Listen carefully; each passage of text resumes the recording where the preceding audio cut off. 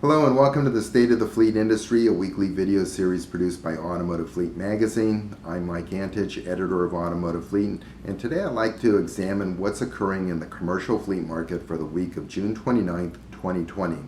So when people refer to the commercial fleet market, they sometimes reference it as if it's a monolithic entity. The reality is the commercial fleet market is composed of tens of thousands of companies, large and small, primarily small, that are operating in a multitude of different industries and engaged in a multitude of different fleet applications. And not all fleets have been impacted the same by the COVID-19 pandemic. Some commercial fleets have actually been thriving as a result of the pandemic, while other commercial fleets have been severely impacted. And similarly, as we're in the midst of a recovery, and hopefully this is a recovery, companies will be recovering at different paces. When you talk to some fleet managers, they foresee recovery of their businesses by the end of the fourth quarter of this year, while other fleet managers that you talk to don't foresee a full recovery until several years in the future. And also, when you're reporting on market developments on a week-to-week basis, such as what we're doing with the State of the Industry report, are today's developments the emergence of new trends, or are they simply bumps along the road to recovery?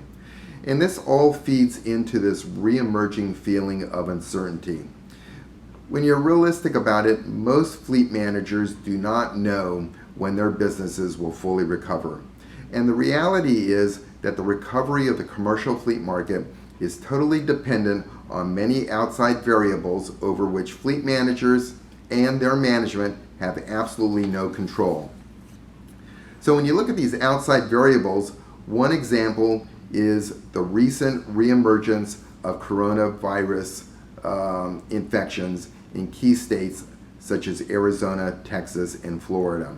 And it's still too early to say whether this is a result of increased testing that's catching the infection in asymptomatic people, or it's whether the economies in these states have opened too quickly and the businesses and their customers are not following the right protocols or social distancing requirements.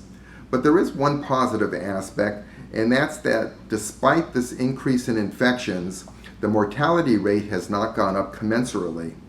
But it just leads to additional questions. Is this because the mortality rates are a lagging indicator and will be emerging in later weeks? We don't know, but time will tell, and until then you have this feeling of uncertainty.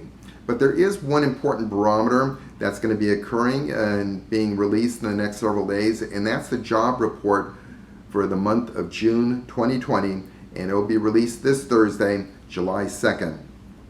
And what makes this job report so important is that it follows on the May 2020 report, which showed that there were 2.5 million new jobs that were created. This was the largest growth creation in a single month of jobs in the history of the country.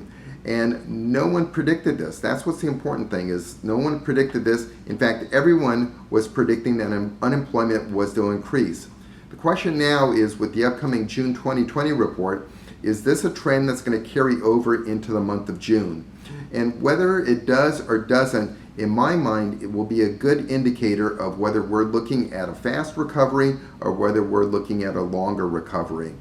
And I'll have more to say on this next Monday in the State of the Industry report. But until then, let's look at the broader automotive marketplace.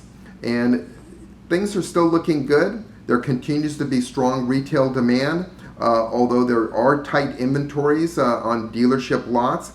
But this inventory situation is improving. Dealers are starting to get delivery from automotive assembly plants that have reopened during the last 2 weeks of May. When you look at the month of June, new vehicle retail sales are projected to hit 1 million units, which is an 11.3% decline when you compare it to June of 2019.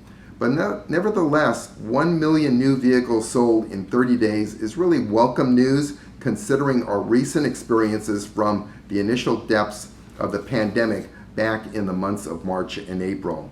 There is pent-up demand. There is the elevated OEM incentives have been fueling new vehicle sales. And as we've seen For a number of years now, the retail and fleet markets are increasingly becoming truck markets. And this was further solidified when you analyze the June 2020 sales data. Trucks and SUVs accounted for 75.6% of all new vehicle retail sales through June 21.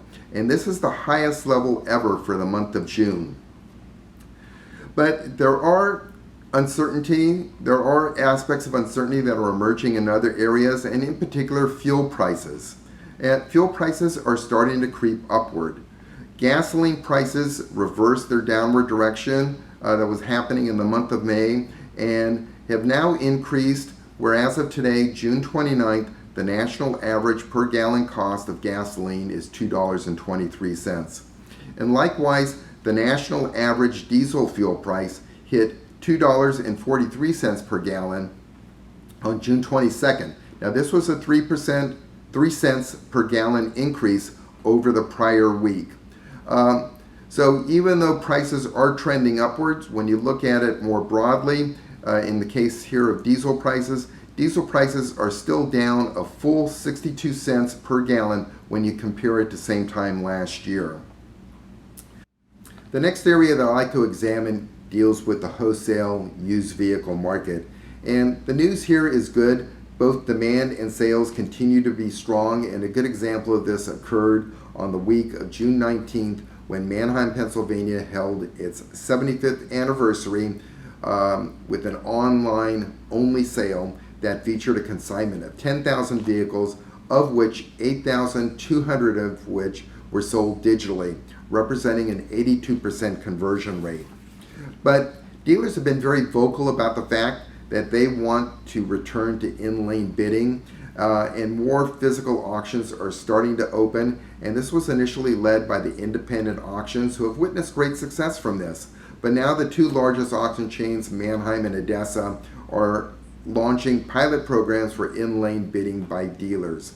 Manheim has its own pilot program for in-lane bidding at 5 auctions that has started the week of June 22nd. And similarly, Odessa has its own pilot program in place for in-lane bidding that initially involved 7 auctions and will ultimately expand to 28 locations altogether.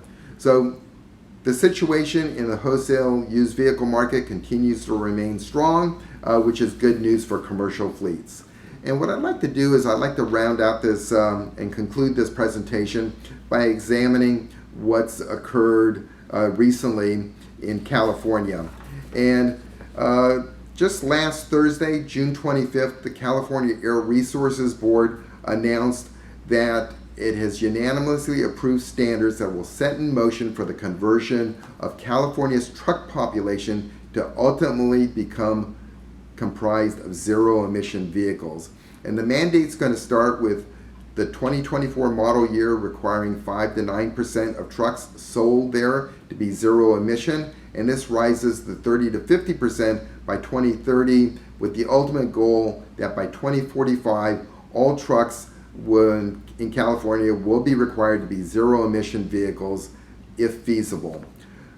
So with that concludes my State of the Industry presentation for the week of June 29th, and I'd like to thank you for listening.